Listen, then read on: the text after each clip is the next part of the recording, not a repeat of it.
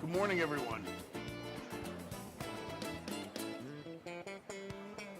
I love that's a good start at the front there. Good morning. I think we're ready to start. I remember when your hair used to be that short. I know. First day of work. It's a pleasure this morning to be able to ask questions of John and Paul, and I'm sure they're equally relieved because normally when I'm sitting in front of them, I'm pitching them something, so I'm sure they're relieved that honestly, I'm not going to pitch anything up here today. So Feel free. It's great to have you guys and to see NATPE alive and vital as much as ever. So guys, let's talk about our business. Do you guys worry about the state of our genre at all? We've had The Voice, we had the X Factor in the last year. I don't think the X Factor quite met the expectations that a lot of people had. A lot of the formats have been aging a bit. And there hasn't been anything other than The Voice and the X Factor really in the last year that's loud and breakthrough. How do we fix it? Well, first, to your first point, am I worried? I'm not. The alternative television covers such a huge footprint. It's not just competition shows. And it also is a genre that can endlessly reinvent itself. I think that, like all genres, once you think you have the formula, once you start going down a specific path, and shows don't differentiate themselves completely from other shows, the audience will tell you that you've become complacent. So I think that that just makes it incumbent on all of us to just continue to experiment. Is it gravely ill? It's not. You know, these shows are still very profitable, they're very popular, they still capture the zeitgeist. So it's not a dire situation. But it is a chance for us to really analyze what we're doing, look at our future development, and make sure that we're staying fresh. Paul? Yeah, I think that, I've described, I come from a cultural television background where reality, I always say, reality is still being treated as a novelty in some instances, not by professionals working in television and not by the consumer, but we're talking about something that's was going to burn very hot and then go away, whereas it had been a staple of European broadcasting and global broadcasting to have a mix that included drama and scripted programming, your local soap opera, news, and light entertainment, variety, factual entertainment. This was a novelty to American primetime television about 10 years ago, a bit more than 10 years ago now. And now we're in a part of where, if it is a novelty, the novelty has worn off, but that these shows and these franchises are every bit as beloved as a great sitcom or a great drama. People have just become accustomed to them. And, I always go to one sort of pretty easy example to understand, which is, just because there's been one successful cop show doesn't stop you making or trying to develop another successful cop show. And likewise, as we look around the landscape, and yes, some of the kind of granddaddy reality shows are now a decade or many seasons old, including having been run twice a year in many cases, whether it's Survivor or Bachelor and the Bachelorette or Biggest Loser that's been on in 2 editions a year, Dancing with the Stars twice a year. Much has been asked of these shows in terms of audience delivery. And yeah, nothing should stop us from wanting to innovate and take bold swings, but they are going to be similar to other shows that have gone before them by virtue of there's only so many stories to tell anyway. You just come at it from a different vantage point. You apply resources in different places, whether you were relying on celebrity or not. And that, as John rightly points out, it's not just about a contestant pool being whittled down to a winner. There are other things in the genre that, have strengths, particularly from a scheduling point of view, you don't want everything to be a 13 to 15 week series commitment, particularly if you're trying something new.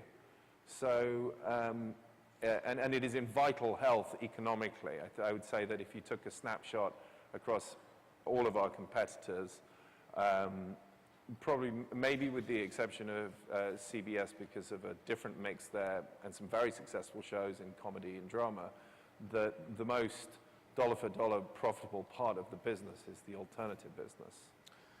Do you think for the longevity of your franchise, for Dancing with the Stars or with Biggest Loser, do you think it would be better to run it once a year than twice a year, moving forward? No, I think that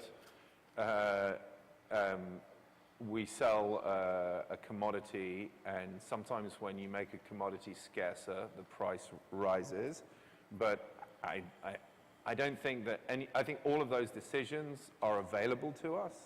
You know, if I look at something like The Biggest Loser, where we're candid with ourselves about where we are in its life cycle, and have we asked an awful lot of that brand over the years? Well, by transmitting it 65 hours a year, the answer is yes.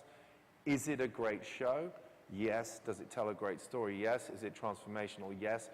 Does it still make money for the network? Yes. Could it do better? Yes. Are we committed to making that a reality? Yes. And likewise, if I'm in John's chair and I see Biggest Loser as an aging show on another network, because I'm looking at your shows the whole time and thinking, well, where would I go into this market space where previously there's been a category-killing incumbent, and Extreme Makeover Weight Loss Edition was an entry into the health and wellness and the conversation about extreme obesity that happened last summer. Actually performed extremely well for you guys and shows that there is room for the coexistence in genre of certain shows. Voice and Idol, coexisted in the same year part. I wouldn't go with another celebrity ballroom dancing show against a celebrity ballroom dancing show, but we, of course, think about how to refresh aging franchises and also re-enter spaces where we've told stories successfully before.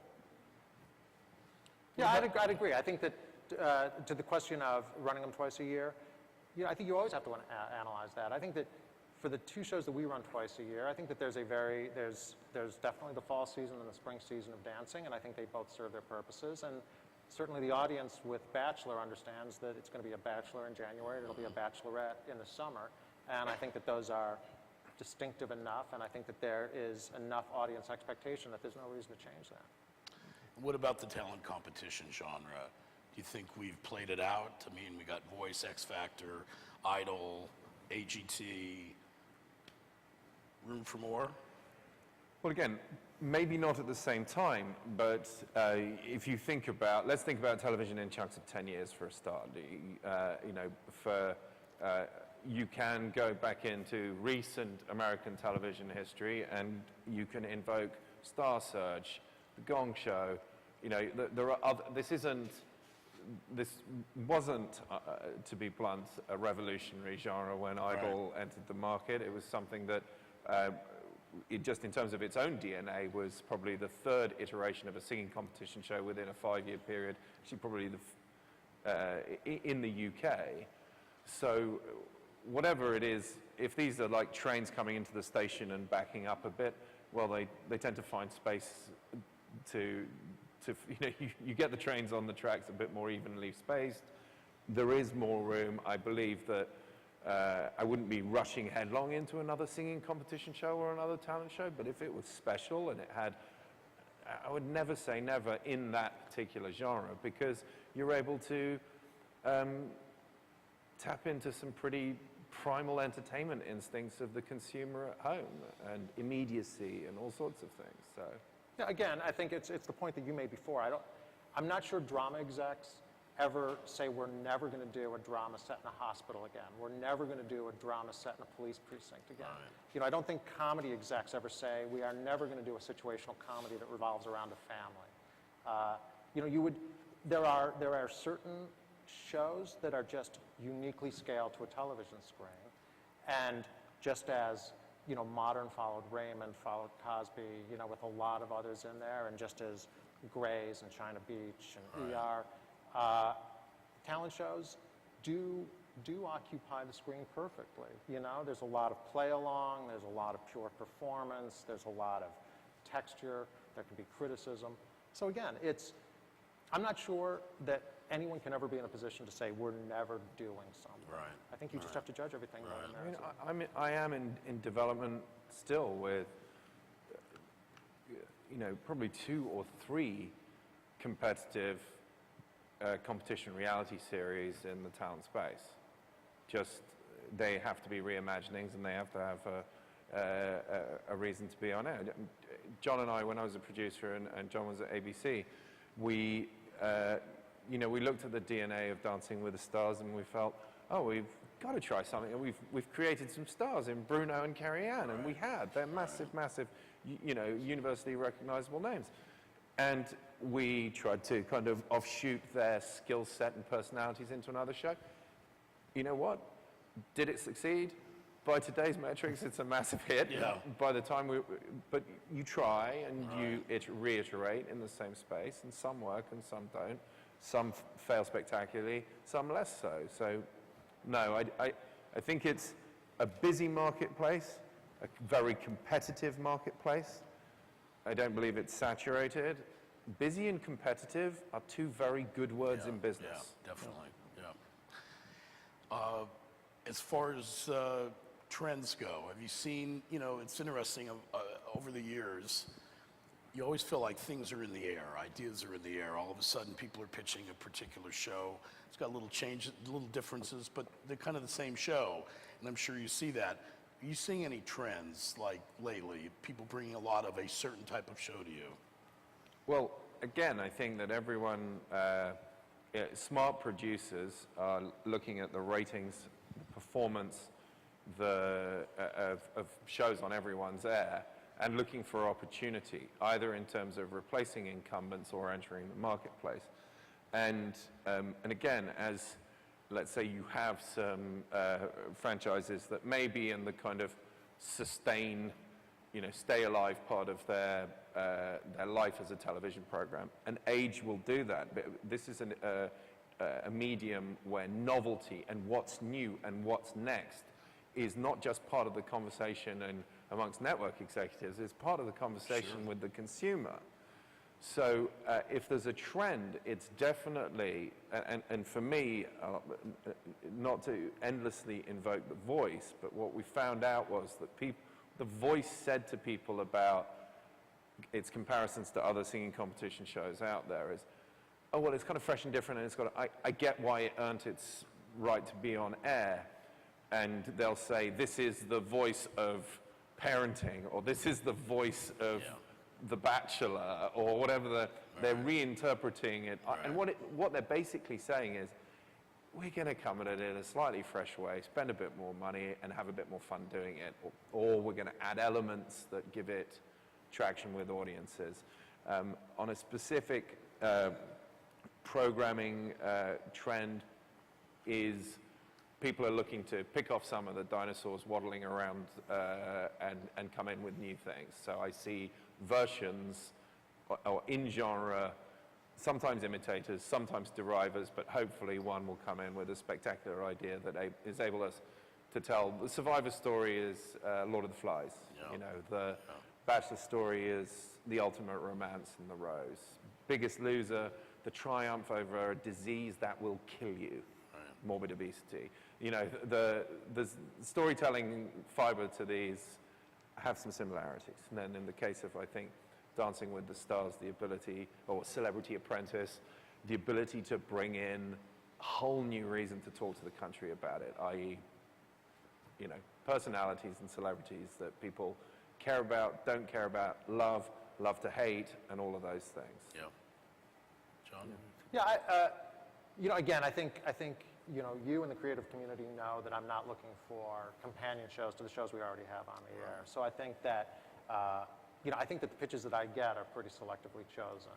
So in that regard, there hasn't really been a lot of trends. I think that there's been a lot of interesting stuff. I think that there's been a lot of interesting pitches where Producers are striving to come up with a way to tell a classic story in a new format. Right. But I haven't really felt trends the way I have perhaps in years past. You have the sort of the holy grail in the dating and relationship area with the Bachelor franchise, Bachelorette franchise, and there have been so many attempts to find the next great dating and relationship show. Paul, you renewed Love in the Wild and have some other things going on. Is there one out there? Is there some great new breakthrough dating and relationship format out there? I'm sure that there is. I think to a certain extent, competitive reality shows are almost like sports leagues.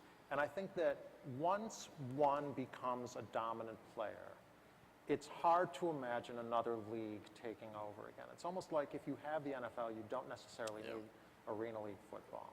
And Bachelor it's a huge sporting event for women. Right. So just like dancing is a celebrity ballroom show, just like Top Chef is, a high-end cooking show. And so it's more a question of, can you have multiple versions in the same arena? And I think sometimes you can. I think The Voice, showed that you can find a way to create a new league inside of an area that's already been occupied. So listen, romance and dating, they're universal. Of course there's another show out there, and of course there's another one that's going to work. For us, we still think that there's a lot of life in the Bachelor and Bachelorette franchise. John, I mean, I agree with John. I mean, we renewed Love in the Wild because when you frequently, I think that in the development processes of large media companies, one of the criticisms that creators and one of the criticisms we level at ourselves is that we're impatient, that we'll tear shows off air that aren't working, and that we won't kind of dig in around a creative process. It's just like, this didn't deliver on expectations, let's move on. Well, actually, with Love in the Wild, what we found with our partners Endemol is we'd arrived somewhere, and I'll be honest, an entire season of Love in the Wild is probably roughly equivalent in budget to one monster pilot that could be, take your pick, which major creators would be involved in that one pilot a year, whether it was Lost that cost 10 million or whatever. About the same cost as a big swing in drama was an entire season of Love in the Wild.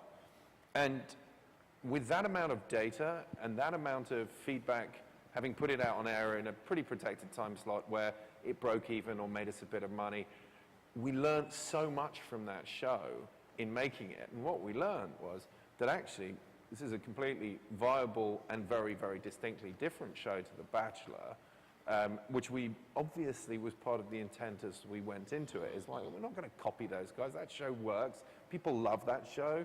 I'm not going to ape it. I have to be different to be in the same conversation. We learned so much from that first pilot season, I would now call it, that ourselves and Endemol decided, you know what? This is worth another shot, because we identified some hardcore fans. They told us what they liked about the show. They told us what they didn't like about the show. And then us as producers were able to take a look at it and go, well, we know what was missing here, whether it's subtleties of casting, subtleties of production. So would we like to enter the dating space and the relationship space? For all the reasons John says, it's a part of, particularly in a young female demographic, or not even that young a female demographic, relationships, the quest for love, the search for affinity, connection, all these different things are an obsession. It's like Sex and the City reruns. Yeah. We've got to we'll keep trying in the space until Well, I mean, I have to admit, from a seller standpoint, it is admirable to see you support a show that maybe is on the bubble and give it a second chance, because I don't think that happens very often anymore. Tartikoff was always known for doing that. If he believed in something, like the Seinfelds of the world that didn't start off all that well, but believed there was something there, a diamond in the rough, and give it a second chance. So I think for you guys to, believe in your shows that way and give them second starts is, really, people like myself, is very admirable. That was certainly the case for us with Shark Tank, which isn't a show that went through any dramatic reimagining. It was a really good show from the very beginning. But it's based on a very successful international format. But again, it was that belief and faith in the show, and I think it was the feedback from passionate fans that now in its third season, up whatever 42%. Never bought it from me when I had the rights. No, I mean, I think that sometimes we don't have the luxury in a lot of year parts or day parts to let things kind of find an audience and then grow and get buzzed about. But once in a while, whether you found real estate on a Friday night, summer real estate where you can allow things, tend the garden in a different way, make a few tweaks, change some talent out, learn from the previous years, happy days. And if it's making money for a network and it makes sense on paper and creatively, we should be doing more of that. Yeah, and all credit to CBS.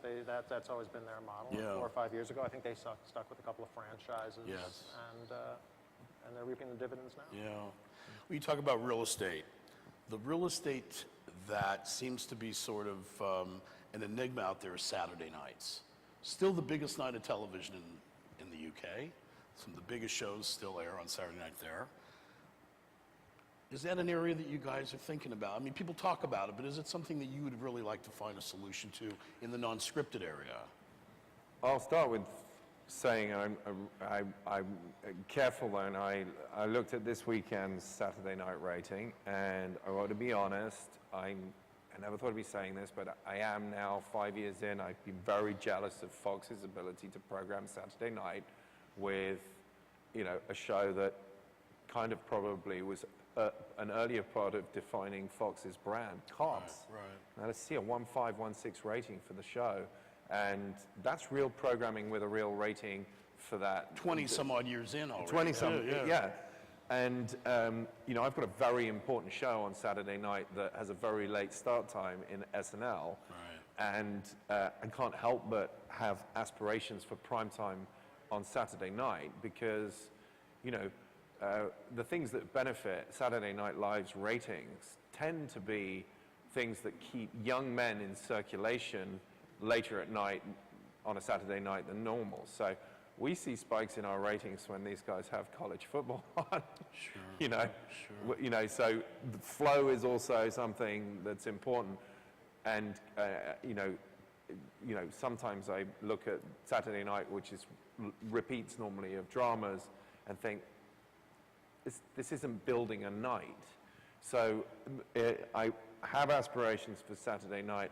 I have no clue what they are, and the economics are a complete enigma. Yeah. But there is an available audience out there. I find Yes. myself sometimes on Saturday night. Right. Big TiVo night, though, as well. It's a big Yeah. catch-up on DVR. If you are busy during the week and you are watching Saturday night, find the Wednesday through Friday part of the schedule being caught up on a lot by busy working people. So, yeah. Yeah, it's tough. The economics for Saturday night are very, very difficult. And also, there's cultural influences that I think we've sort of lost on the broadcast space. I don't think people know to go to broadcast television for entertainment on a Saturday night. I think we squandered an opportunity there. Certainly when you look in the UK or if you look in Germany, Saturday night can be huge, but there's still a lot of those cultural influences that makes it a really viable. Until we find the right show that brings the eyeballs and then build from that. Well, it's going to take a little bit more than just one show. Yes, and Saturday night in the UK draws on a kind of a part of primetime. Coincided with when most of the main football games, what we call football, what the world calls soccer, football games were finishing. The results coming in from those were sort of eventized, almost like a lottery ball drop. And primetime started very early on Saturday, and the audience always just stayed and growed and growed. that would be like having the Sunday night football on Saturday. Yeah, yeah. So there are structural things that are real differences. There is a large available audience. We see it in the Spanish-speaking networks doing Yes, extremely well on yeah. Saturday night. There's the opportunity for co-viewing. Bluntly, we have problems elsewhere in our schedule that mean it's not an Yeah. immediate focus, but Yeah. something to think Yeah. about. Well, you can't always, to have the Saturday conversation, you also have to have the Friday conversation, Friday night conversation. And I think that the broadcast networks have turned a corner with Friday night. I think that there was a couple years Thank ago, goodness, yeah. there was a chance that Yeah. Friday night was going to Yeah. become another Saturday night. Yeah. But I think when you see, Graham or Shark Tank or Yes. our news shows or Fox running Original Kitchen Nightmares on the night, and viewership, although it's much less than other nights, it can be a profitable night for us. There's 9 or 10 rating points right there that he talked about in Force Yeah. shows. Yeah. And that means the right product mix, stay in business on Friday night, maybe get a bit more of a beachhead there. I feel like if someone dared to put a hit show on Friday night would look really different. Yeah, yeah. You Lots know, of opportunity. It's we're getting good. there. It's good. Tell me, each of you, about which show you bought and put on the air. Biggest surprise, positive, biggest disappointment. Shit.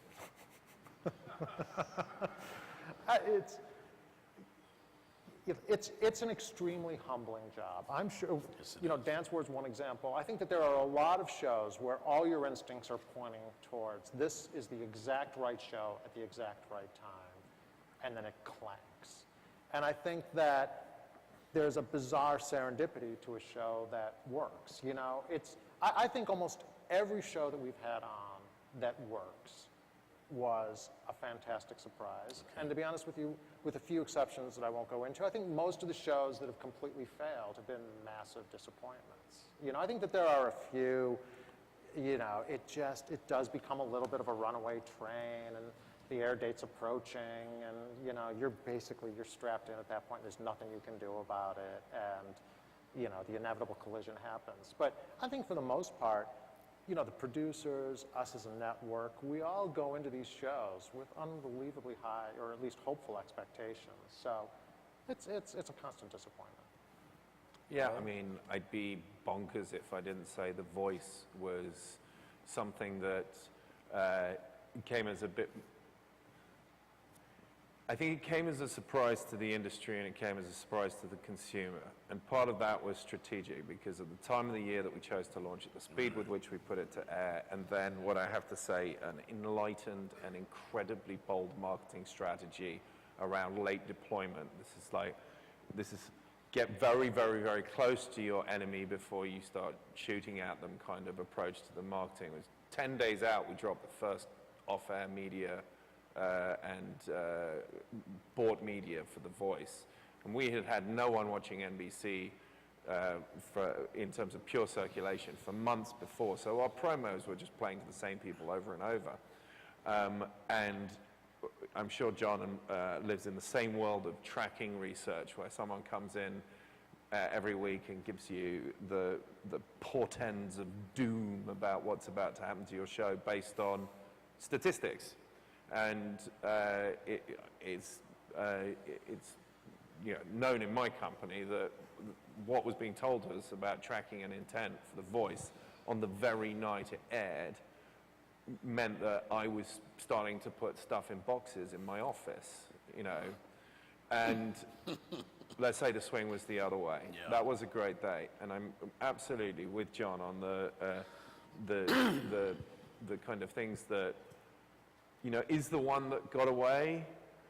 They all got away when they fail, and you work so hard with teams that, in the most part of the suppliers that we work with, they really care about their work. They really want to win, and they really want to help us in our jobs do great work. And sometimes you do put a stinker in there as well. We've all had things that we've paid for that we would love to have the trash can that you have on your Apple that you can just drag it into, and it just goes poof, and you never have to think about it again. But unfortunately, we spend a lot of money on these things, and sometimes we put things to air that we probably have different instincts about, but we, needs must. So, I think that, and really it is, I'm not saying this because I'm a seller to Brown Nose, you guys, but seriously, you guys are great examples of taking chances and succeeding, which I don't think happens a lot in our business. I mean, Dancing with the Stars was, because I was involved, Paul was involved, that was pitched and repitched and repitched. And The Voice was something I know you believed in very strongly, and that had its naysayers because of the state of the industry and when you're going to put on, and it worked. And it's a tribute again to both you guys for taking the chance and showing people in the business that if you do take chances, you can succeed. You know. Well, I think that's the world of broadcast we live in. I live in a world that's, let's say, one spot worse than ABC. We're a network that has got some challenges ahead of it, and I think that our current proprietors and the kind of the new NBC as a company understands that trying to move NBC in any way meaningfully in a positive direction is going to require risk-taking. Not the rampant deployment of resources, but sensible bets. I've been trying to move people away from the language of gambling as it comes to television, because I really don't think it is throwing chips down on a roulette wheel. I really don't think it is rolls of the dice. We apply as much method as we can in a world of madness. But it feels probably fewer, bigger swings. Yeah. It's a cliche that is trotted out, but it is certainly the reality I live in. As we pull the trigger on something, forget the cost of production. You're pretty well matching production money with marketing money at the moment, and also the amount of internal resources just on a pure bodies running around making stuff happen every time you launch a show is like starting a mid-sized company from scratch on day one when you green light it. And it should always be frightening and exciting. It's definitely, I mean, that's, I think, what's really helped the cable business build itself is exactly what you said, bigger, less, but bigger swings, with heavy duty marketing. Anything coming up that you guys want to talk about at all to get the eyeballs all ready to come to the screen? Well, I think our big programming moves for the foreseeable future are kind of like out there in terms of the shows that we've ordered for the summer and the shows that we're launching between now and the end of the season. There's a number of panels about this show, Fashion Star, that we're launching in March. It's a show that I've described as giving me the same queasy feeling I had when I first saw Dancing with the Stars, which is it's fusing elements that feel narrow with elements that feel incredibly broad and accessible. It's very, very, should we say, has a very, very well polished production veneer on it. It comes from the Magical Elves and Electus, and it's definitely a big swing for us. You'll start to see that from a marketing perspective. And it's also got wrapped up in it, and there's probably 7 panels on it. Bold innovation in the transactional side of it and the kind of brand extensions and partnerships that are involved in it, which can be kind of executive speak for, we got lots of money from lots of different people to make the show. Not the case. We paid for every dime of production. Everything else is kind of to make it bigger. And then I can't deny I'm excited about Howard Stern's arrival on America's Got Talent, because there's a show that has sat in a year part and I think sort of been a little undernourished and underappreciated because I watch it with my kids. I love the show myself, and I on a personal level in the company felt occasionally had to defend it as a piece of television because it is a certain kind of show. And I think that Howard will bring not just new viewers and curiosity. I think he will bring some noise to a show that deserved some noise. So I'm excited about that.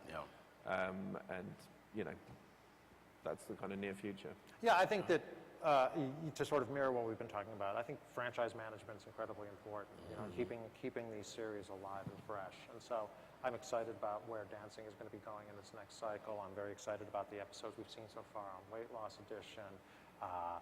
You know, we perceive that there still could be some room for growth in Shark Tank. I think that, you know, the existing franchises are doing really well, and the development's healthy. Before I turn it over to, do we have time for questions? Okay, perfect. Besides one of your own, give me one or two of your favorite non-scripted series. Oh, geez, so many. I think the Monday Night on History is fantastic. A lot of the TLC shows. I mean, there's too many to really just. I know, we're kind of geeks, if we're honest. Our TiVos look like the DVRs of true madmen, because we also have children. So I'm like, you know, between Phineas Ferb, I've fallen in love with Gold Rush, and the sheer boldness of having a companion show, which I also watched up, and I do frequently get into cable. I watch a lot of cable. I don't honestly watch many of the broadcast reality TV franchises. I'm too busy watching my own and working on my own. But for pleasure, you know, I love the soup. I still like the Kardashians in a kind of, you know, completely guilty, perverse way. But I can't single out a favorite either, to be honest. We watch so much of it. Yeah. Anyone have Is there a show I want, though? Yeah, what do you want? You had to bring that one up. What? I always bring that one up. I like that one. I don't know what I'd do. I think I would, if I could pinch a show from another network in some sort of crazy dawn raid, I think I would go for Survivor. Because I feel like I just admire the franchise. I think they've managed to unlock new storytelling. I look at its rating, and it's probably the one that is fighting secular decline the best. But that would be the one I'd steal from CBS. And you? What Yeah, would you steal, John? It's funny when they came up on another panel. I think Survivor, because it occupies the space that it lives in perfectly, and it's been the same show. I think the audience knows what to expect with it. I think constantly delivers everything that the audience is expecting. But I think what I love about it is I find it's joinable even if you've missed a couple of seasons, Right, because it's the reality of our busy lives is we're not always going to commit to 16 straight weeks of something, or, you know, we can't. You know, so-and-so's got a soccer game, you're on a business trip, we all have the same sort of things going on. John says it occupies a space that I think it's hard to go into without immediately being seen as a total imitator. Yeah. We both tried, I'm a Celebrity, Get Me Out of Here, chapters of our lives we'd like to put to rest, but it was kind of to get Lord of the Flies going with that train wreck as well. Anyone have any questions? I think we've sufficiently lulled everyone to sleep. If not, I'll ask more questions then. No questions? Okay, let me ask you guys a couple more questions. So we have about 5 more minutes.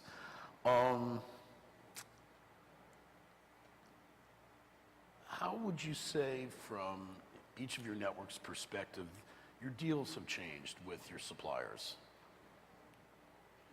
Well, the truth is, there is no one-size-fits-all answer to that, because it depends on precisely, and I've been a seller, so I put myself as poacher turned gamekeeper now.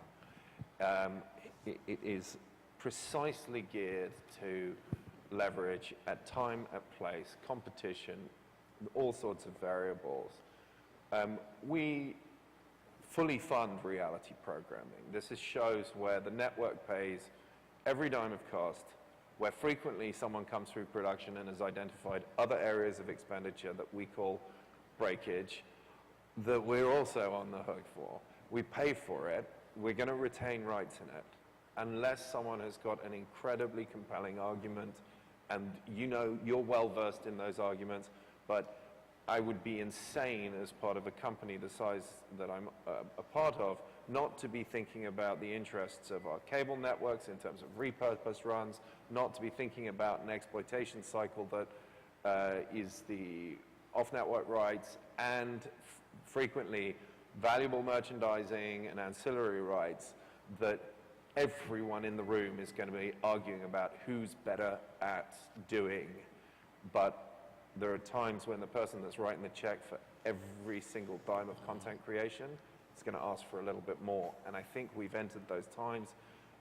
Most people understand it doesn't drive all of our decisions. But you walk into our place with the right piece of talent and something that's in the realms of the undeniable, the deal's going to look just a little bit better for the seller than the buyer. So the good news is I think that I'd say this about your business affairs team because I've worked with them and my own, we are adaptable creatures, and we have personal relationships with so many people in our business that we are able to find a way to a signature on a piece of paper and hopefully stay out of court as much as possible. Yeah, I think that's the most important point. I think, when you think about it, most of the key players have been doing this now for about 11 years. So when you think of, most of the agents that we do business with, when you think of, Jana and Carrie at our shop in business affairs, when you think of most of the producers, I think that there's enough of a relationship there that, yes, the deals have become much, much tougher. And I think that there's, I think everyone's had to share a certain amount of pain. But I think most of the deals end up in that sort of vague place where everyone's just slightly unhappy, which is probably the best place for deals to end up. So. Yeah. And then you're in a whole different world of pain if it's a hit. Yeah. The docu-soap, other than maybe Simple Life, really hasn't been one that's worked. And I know there's an aversion to buying them. What do you think about putting the right what you think might be the right docu-soap? Do you think it could work? Or is it meant for cable? I mean, we look at the ratings in cable for, cable's biggest hits. And let's just start with the obvious ones, Jersey Shore and the Kardashians. Would those, from day one, have ever been able to be hits on network television? And the answer for me is absolutely not. They were a unique product of the ability of, partly from a content point of view, partly from a scheduling point of view, the ability to get a cumulative audience and build momentum and get traction. That's just not the broadcast business model. And also, these are franchises that are very successful. Let's take the Real Housewives franchise on Bravo, that are flourishing and in rude health on cable assets that are part of the same organization as mine. So what I worry about is, I think that a broadcast audience is habituated to seeing shows with a tone that doesn't necessarily always jibe with what's most fun if you're a fan of Real Housewives of Atlanta like me. I can't put that on NBC, but can I watch it? Yes.